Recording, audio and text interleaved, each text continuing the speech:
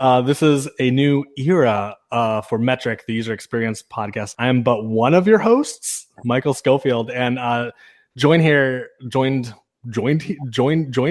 me here.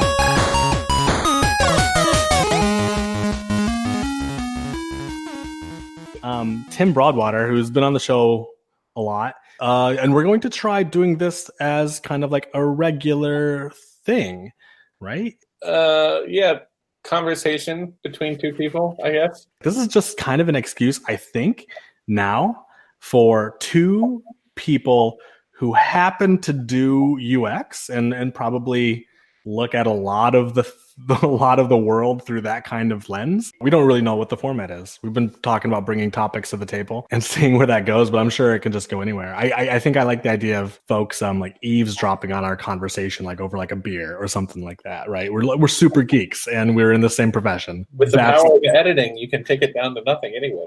Right? Yes, right. So we were talking about fitness and health, right? And health. The idea is the beginning of the year. This is January 17th when we record it. Probably many of our resolutions have long since petered out by now. So yeah, I thought we'd start there. What are you doing? Talk. Where did the strongman thing begin? 2 years ago, I was about 375 pounds, and my doctor basically just said we're going to have to put you on blood pressure medication if this kind of continues, right? The doctor actually said use Weight Watchers. It's great. It works. That's why it's phenomenal and everyone uses it. They have all these plans, and I just looked at it on the app, and I'm like, okay, so lowest plan, cheapest amount, just $7 a month. And it gives you the app that's the tracker. And I think the second tier is you can then connect, you can get recipes, and then I think even further is you can get a coach or you can go to actual physical meetings, And so I just did the lowest tier, and it's just Weight Watchers is very different from what I think about it when I, back in the 90s or early 2000s, right? And so I started with that, and that actually got me down to from 375 down to 340. Wow. And so that was pretty much in 6 months to maybe 8 or 9 months. And that's just dieting. And then I plateaued and there was nothing I could do. And then I basically never lifted weights in my life. I never went in a gym in my life. I played sports when I was in high school and public school and stuff, but I didn't baseball, basketball, and football, but I just never did weights at all. Right. And so I basically talked to some friends, and they gave me the name of someone who's here's a person you can go to, either a trainer. They'll either come up with a routine for you, or you can work with them one-on-one, very reasonable costs. And when I broke it out to how much I was paying, how much it would be per an hour, it actually wasn't that bad because you only go to the gym 3 times a week or whatever. Mm-hmm. Long story short, he said stay on Weight Watchers, but then also do physical fitness. What he tried to stress was it's both diet and it's activity. You know what I mean? He compares it to Tetris blocks, which is great because we're in the same age bracket and he has the same geekdom and everything. So he's it's like Tetris. You can work out and eliminate the lines, but you have to put in the right blocks for it to work, and that's your diet. And so you could work out fantastic, but if you're eating horrible, that's it. So I did that and lost another 20, got down to 320, and then basically I plateaued again. It basically was this moment where I have to really start looking at the diet. He suggested here's a nutritionist you can go to just once. They'll set up a meal for you and you can follow that. You don't have to go back. And so I went to a nutritionist once, and basically I was Holocaust dieting is what they call it. It's basically where you do 1,200 calories a day or something. Yeah, it's starvation. Yeah, and so your body, it's actually called the Holocaust diet for a reason because it was actually invented during the Holocaust, maximum work out of the people who were in those camps, but then also prevent them from ever gaining strength. And so basically I now eat 7 times a day, maybe 8. I pretty much stay away from bread altogether. Yeah. And then I kept doing that, and I lost more and more and more. And then basically then I started the seesaw kind of happened to where it was well, I'm actually gaining weight now, but I'm losing inches. And so I'm putting on lean muscle. And so then the strongman stuff was something that he it just happened to be like he trains that on the side. His name's John Mauser. If it's okay to give him a shout out. Oh, hell yeah. Yeah. He's on Instagram and he has his own podcast. It's called Get Strong or Die. And I love this like fitness machismo. yeah, it's Get Strong or Die, and he interviews like world athletes and strongmen, like legit people. And I didn't know this, but he's actually like someone of a pretty decent name in like the strongman community and fitness community and stuff. And so, he basically was.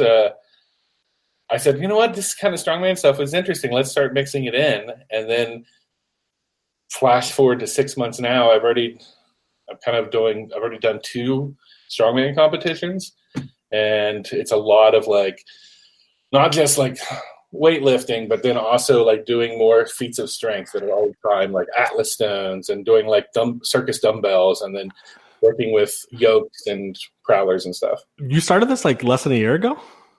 Yeah, so basically, well, the diet started like summer of 2017.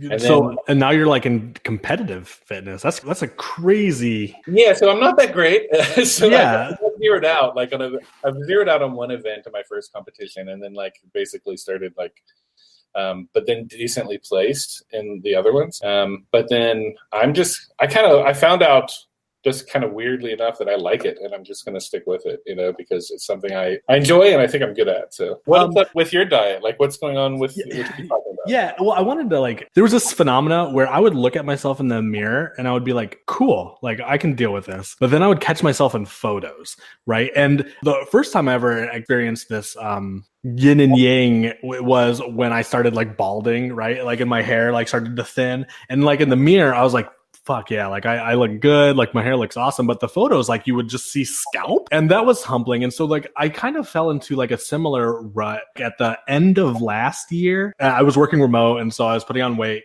and I would catch myself in these pictures where I just didn't I just felt bad. It was a vanity thing sort of, but I was tired of this disparity between what I looked like and what I looked like in my head and what I looked like to everybody else. The reality I know is that there's this bias that I have. Nobody gives a shit. But still, it was just one of those things. I was like very much into productivity hacking. I was quantifying myself. I had my sleep apps. And I started off with like MyFitnessPal. I was like, well, I'm just going to track everything that goes in and any exercise that goes out. And I wasn't exercising a ton. The funny thing about the Holocaust diet is like on MyFitnessPal, I don't know if this is still true. You can say like, yo, like this is my weight. And I was, I'm 5'6" tall. So I'm not super tall. And I was like, at like 200 pounds. So for my height, I was getting up there.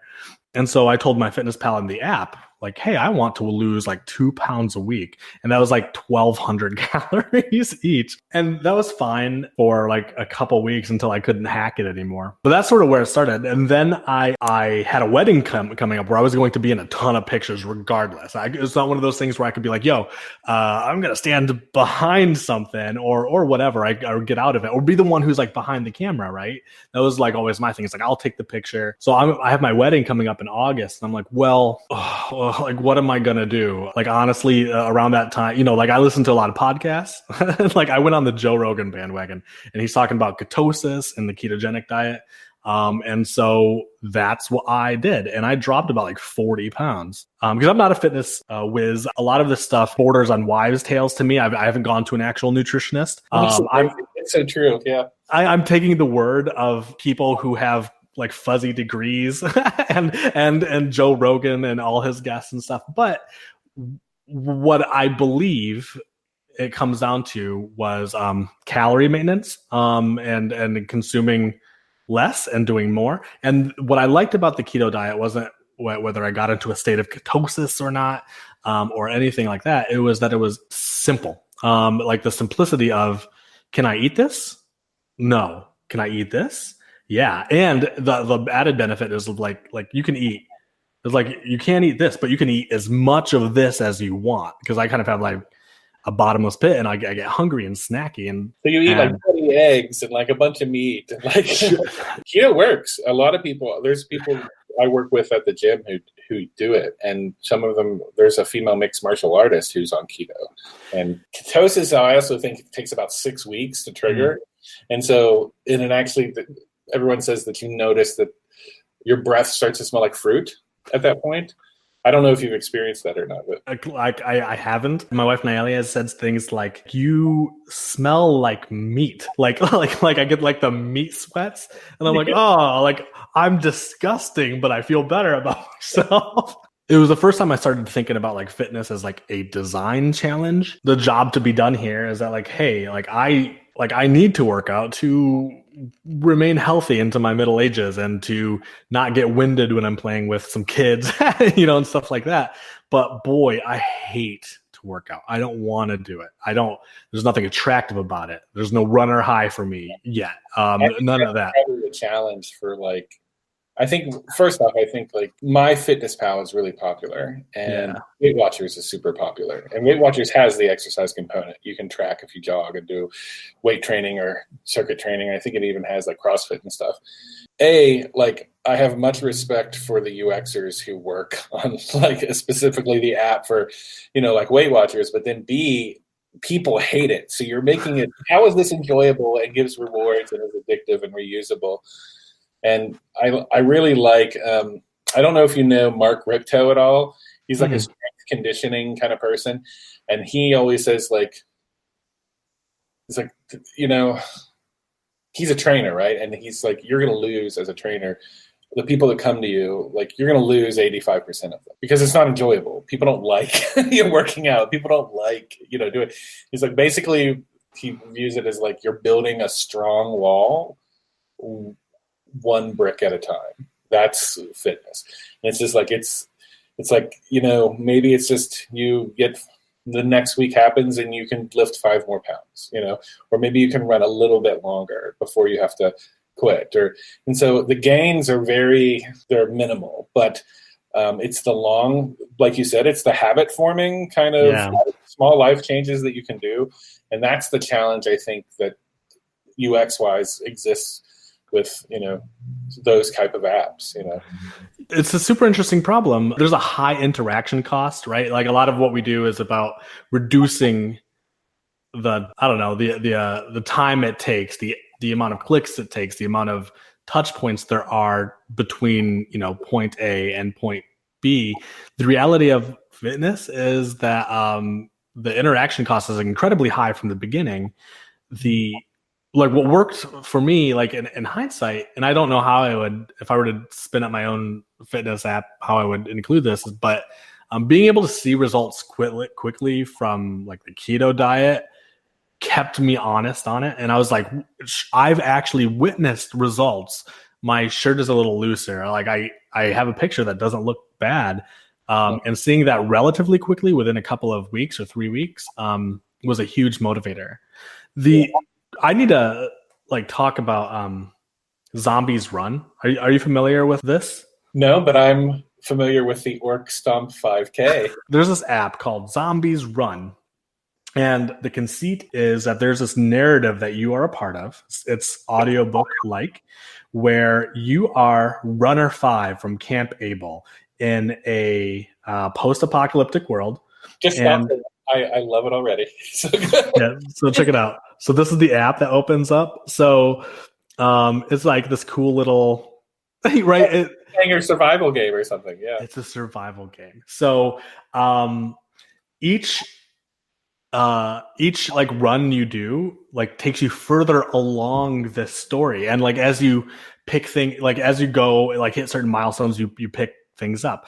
But what the gem is that you can set the difficulty on to whatever you like, but using your location services, periodically, randomly, you'll suddenly hear like a, and you're like, and you're wearing headphones and you're running at night, of course. So like, you're like, oh, what is going on?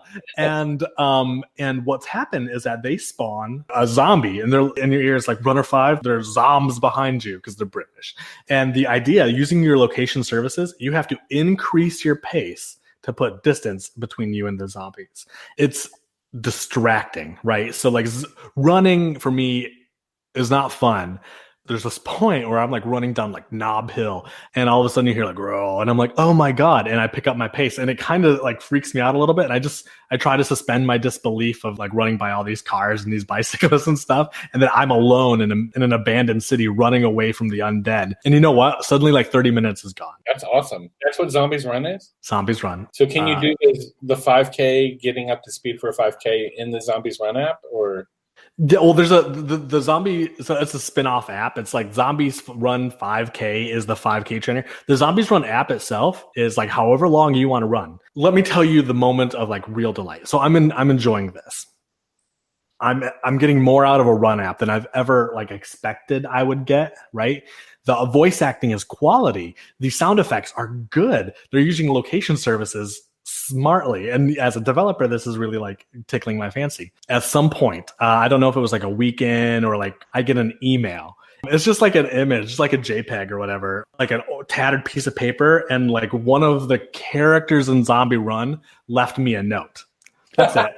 and and it was like, I was like, oh no, and I was like, I can't wait to go get all sweaty. That sounds like Ingress. That's the app that predated Pokemon Go. Yeah. You would get like emails and notes and letters that would unfold the story, but they come sporadically. And so it's like, you get them, you're like, oh wow, what's happening? What's this? And you kind of, it builds excitement, you know?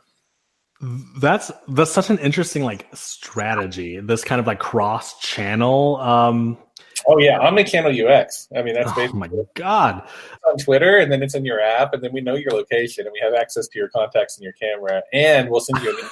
You know, it's just like it's a real kind of, you know what I mean? It's a real experience, you know. Yeah. It's funny you say that because my goal is I'm going to run my first 5K this year, and I'm planning to do it in August. And I was wondering, like, there's all these programs, you know, that people talk about, where you're like, you know, from couch to 5K, but like having an app would be so much more enjoyable. I mean, something that's like this narrative. So I'm going to probably check that out. The one that I'm going to do it's called Orc Stomp 5K, and it is, you know, Origins Game Fair that's in Indianapolis. They have a 5K associated with the gaming convention, and it's a cosplay 5K. Awesome. So people dress like orcs in like green and armor and everything, and they run, and you're trying to catch the orcs, because the guys who are dressed up as the orcs, I mean, men and women, you know, they can run it like in like super time, you know. And so basically, if you can catch these really fit runners who are in cosplay and armor as orcs, you know, that's you know, so everyone goes. It's a charity, but then it's the gaming community who's also into fitness. So it's kind of those two kind of crossovers. Awesome. And I'm trying to get up to speed for that this year. I have no reason why I want to do this except other than, hey, I've never done it. I want to do it, you know. It sounds fun. It sounds like those. Have you ever done any of those like massive battles where you make like your PVC weapons and you just cosplay it up? Yeah. Well, I don't like to call it LARPing because LARPing sounds lame. No, but there's actually like you know, there's that movie that just came out a couple years ago that was the LARPing live action movie, and there was like kingdoms and people battle and all that stuff. But in the real world, there's kingdoms all over the U.S. and the 50 states, and a lot of gym people, like athletes, like big muscle dudes, like build PVC armor and like do this kind of stuff because they love it. And so there's a couple people that I work with at the gym who do this, literally. And I'm just like, oh my God. At some level, you're thinking like, LARPing is so lame, and this is so lame. But then you see them, and they're like deadlifting like 500 pounds, and like can like squat like 400 pounds. Never tell a strong man he's lame, right? Well, I think of it like my tabletop origins are in Vampire the Masquerade. So super goth LARPing was like my like my thing, and yeah, and I just the words like spoiled for me. That should be like a Geek and Sundry or a Nerdist show. Super goth LARPing. It would be amazing. It's funny too. We're totally on a tangent at this point, but that's good. There's ancillary kind of like people watch like critical. So when I went to PAX, right, and the Penny Arcade Expo and watching video games, it struck me odd that there were so many people who watch commentary of video games, or people who watch Twitch TV. They watch other people play, or they watch commentators of people play. But that's the community evolves, and it is what it is. But now, like there are shows like Critical Role that are really,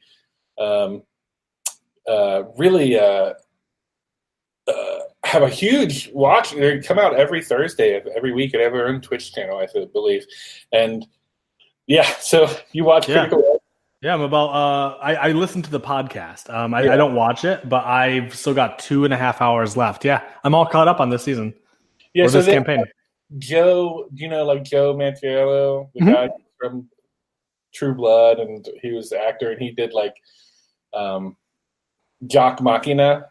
Have you heard of that? No, I don't know that one. Well, he's come up on some of these shows, and but I know him. I know the actor. Well, so he was just in the news last week in Pittsburgh because he went to a children's hospital and he ran at UPMC, University of Pittsburgh Medical Center, for the kids there. He ran like a D&D campaign for him, a 5th edition D&D campaign. Awesome. The funny thing about it is if you kind of look into him, he's on these shows, and he was on Critical Role or some of the D&D 5th edition stuff, and he always wears a shirt that says Jock Machina, like Jock from the Machine, or I guess, or Jock or whatever. And so he has a couple shows where he does this all tank party, and all the people he plays, awesome. All the people he plays with and he voice acts with are they're all fitness buff, strongman, weightlifter dudes who literally love Dungeons and Dragons and tabletop gaming. And so the shirt, I think it raised money for Puerto Rico, but it was also kind of just if you're a jock and you love playing tabletop games, wear the shirt and be proud, because it's not just for geeks, jocks can do it too. So it's kind of interesting, but the crossover between fitness and tabletop there. But I never even really thought of it. One of the main voice actors on Critical Role is a strong dude. I think he was with Joe. Fjord. I think he was with Joe in the all tank party. Yeah, I guess it never really occurred to me that there'd be this crossover, but you're right. Yeah, I think 100%. It makes it competitions, apps, gamification, anything that makes it more digestible and achievable, because it's not fun. You know what I mean? It's this kind of sucks. I'd rather sit and binge watch Netflix and eat ice cream. But, of course. But, I think people do see the benefits, and, that's kind of the tie-in. So I think to jump over to something I have more experience with, I think is Weight Watchers, is it has its own social media built into it. And so you can post hey, I lost weight, on Facebook or Instagram. Yeah. Or Twitter. Weight Watchers, actually, by joining it, you actually are part of the Weight Watchers community, and on the app, you can literally blog when you put in, you track your weight, you track your diet, and then you track your activity, and then it's it rewards you with all these great kind of mechanisms, oh wow, you've lost 2 pounds in a week, or you've done all these things, and by one button you can share it, and then you'll get all of this positive feedback where the Weight Watcher community is really just way to go, man, keep it up, and awesome. 20 likes, within an hour, which is it's kind of the same thing that people do on Instagram. So all these people who are doing these sick, wicked pumps, or these great deadlifts, or these killer squats or benches, they put these videos up, and when you get all those hearts, it's really oh wow, this is awesome, and then you get hey, what is your technique for doing a hacker deadlift, and then people will share that video, and then people will spread it and do all these different kind of things. So fitness is more social and more, I think, game and goal orientated than I ever thought it was a year ago. There's also adding the recipes, right? So when you, that's useful. Yeah. So I can add hey, I looked up and did the work, and I kind of added my version of a low fat something, or here's a easy way to do barbecue chicken, or hey, maybe I just ate this at Hardee's and I just entered the fats and the protein and everything for you, and then it's so someone else, you don't have to do the work, so you can share someone else's or use someone else's too, which is nice. Speaking of Weight Watchers, I think of Kevin Smith, he's the face of Weight Watchers now, at least for me. Him and Oprah, yeah. Oprah didn't have a hard since the first, since the 25th of December, actually. All I see is nonstop Weight Watchers ads like on Comcast and on like Hulu. Oh, well, and they rebranded recently, right? They went to like WW. Well, so they've changed their system. Yeah. So WW, which is nice, great for rebrand, but then also they changed their system in such a way to where it's keto aligned, I think, to where it's like eggs are free, man, chicken are free. You can eat as much as you want. Okay. And so, but then what you really need to watch is like sugar and amounts of food. I'm actually when we do a gamification episode, because I firmly believe that user testing and play testing are pretty much the same thing. 100%, yeah. That it's really important to get up and running quick, right? And it's like if I have to sit here like Monopoly and wait for everyone else to go before I can do something, it's so boring. But if I can like jump in sooner rather than later and learn the skills along the way, or learn the business path that is, tabletop gaming, it's great. I run like in a group every week, and we use Roll20. And okay. Roll20 is phenomenal. I don't know if you've ever used it, but it kind of started out as like this free project, and it's still free, but then you can pay like premium.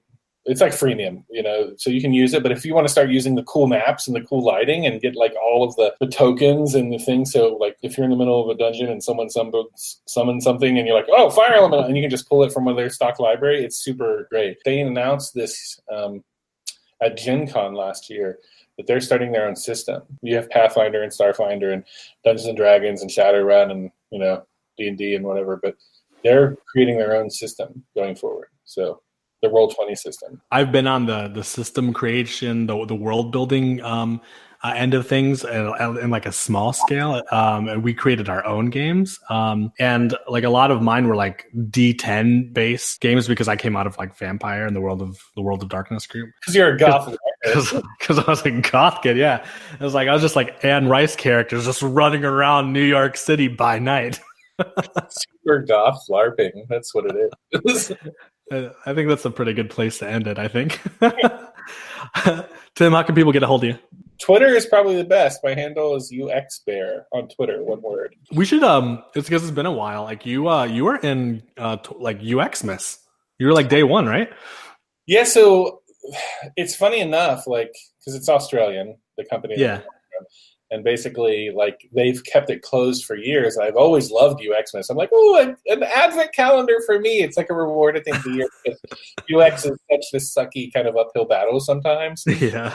I get to open each day and get a cool technique, or find out how someone is experiencing my pain, and then this year they just like, hey, we're opening it up. If you want to, be one of the people, this is the first year we're opening, do it. And I just had an idea, and I was like, I'll do this. And I submitted it, and they really liked it. And they're great people. They have their own editors and copy editors, and they have their own people, and they kind of really work with you to kind of not to grow your piece, and not just ways that will work for UXmas, but then just ideas that you may have not thought of. And so it was a really good experience. It turned out to be like one of the coolest articles I'd seen. Because you had these like pixel art GIFs that were just incredibly dope. They were so much fun. You mean GIF, right? Excuse me. Yeah. It's like I see. This is the last episode Tim will show up on now. It's like. But it's cool, and the good thing is it's a really cool community too, because everyone who's of the 25 days of the Advent calendar, UXmas, they all follow you on Twitter, and they all retweet your articles and everything. So it's kind of set up to where they actually send you an email telling you like, hey, support all the other UXers who are doing this, and share their stuff and try to follow them, and so they kind of build that community and cheer there, which is kind of neat. So. That's awesome. Well, congrats. That was a really good. It was like a UXy Christmas present, right? Like I imagine that felt like awesome. So I was really happy to get accepted in, and hopefully again they keep it open next year, because I think they were, if they have their own writers, right, that they go with, but if they actually, I think they got to the point where it's like, hey, we want to help promote other people. So it's kind of like UX camp or something like that. You go and you present, because we want you to have a chance to share your knowledge. So it was nice. I think that's the end of this episode of Metric. You can, as usual, support, like, friend, friend, star heart of this podcast, wherever you can. Leave a nice review. Tell your friends. Metricpodcast.com is where all of these go. You can find neat things there. That's all I got.